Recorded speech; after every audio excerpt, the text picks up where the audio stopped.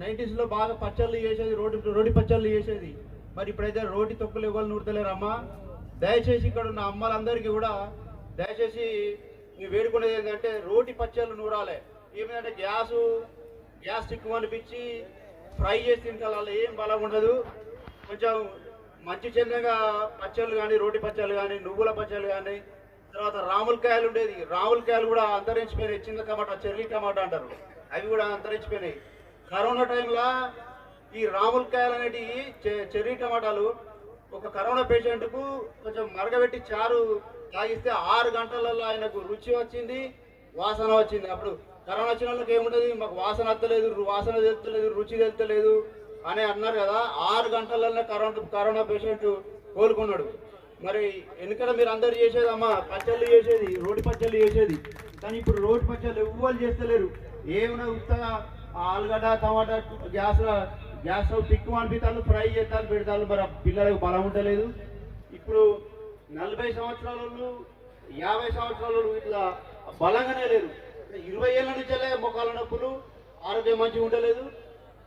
తర్వాత 20 ఏళ్ళ నుంచి 40 ఏళ్ళ వయసు వాళ్ళు పని చేస్తలేరు.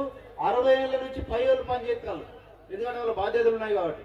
ఈ మన ఎవరైతే యువత ఉన్నారో వాళ్ళు పని చేస్తలేరు. మనకు ఎంతో కొంత భూమి ఉన్నది, కొంచెం కూరగాయలు పెట్టుకోవచ్చు, విత్తనాలు తీసుకొని. ఏం పెట్టుకుంటలేరు, ఒడ్ల పట్ల కూడా ఏం పెట్టుకుంటలేరు. ఏంటంటే ఉడికిన అన్నం తినుడు, ఆ ఫ్రై చేసుకొని తినుడు. తర్వాత చికెన్లు, ఎందుకంటే గుడ్లు చికెన్లు చేయబట్టి కిడ్నీ పేషెంట్లు మన భారతదేశంలో ఎక్కువైతాయి. తర్వాత ఇంకోటి ఫ్యాటీ లివర్ ఎక్కువైతుంది, లివర్ పేషెంట్లు బాగా ఎక్కువ అవుతారు. ఇక మూడోది ఇప్పటికొక 35 లక్షల క్యాన్సర్ పేషెంట్లు ఉన్నారు మన భారతదేశంలో. ఇంకో విషయం ఏంటంటే WHO సర్వే ప్రకారం, ప్రపంచ ఆరోగ్య సర్వే నివేదిక ప్రకారం మన భారతదేశంలోనే 87% క్యాన్సర్లు రాబోతున్నాయి ఈ 4-5 సంవత్సరాలలో. మరి 87% క్యాన్సర్లు అంటే 100కు 87% అంటే ఇక 13% మందే ఉన్నారు. ఇక 100కు 87 మంది పోతే 13 మందే ఉన్నారు. ఆ 13 మంది ఏం చేస్తారు, అక్కడ బార్డర్లో కనుపట్టేటోళ్ళు ఎవరు, మరి ఇక్కడ వైద్యం చేసేటోళ్ళు ఎవరు, ఇక్కడ పాఠం చెప్పేటోళ్ళు ఎవరు మనకు, తర్వాత న్యాయం చెప్పేటోళ్ళు ఎవరు, మరి ఊరు పెద్దలు ఎవరు ఉంటారు. ఈ 13 మంది దేనికి పని చేస్తారు? ఒక్కసారి ఆరోగ్యం మీద దృష్టి పెట్టండి అందరూ.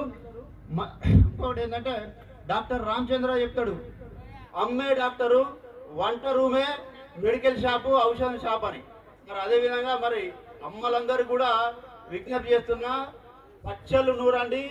పచ్చళ్ళలో ఆరోగ్యం ఉన్నది. నువ్వుల పచ్చడి కానీ, చెన్నగ పచ్చడి కానీ, రావులకాయ పచ్చడి కానీ అవన్నీ చేసుకోండి. ఇప్పుడు నేను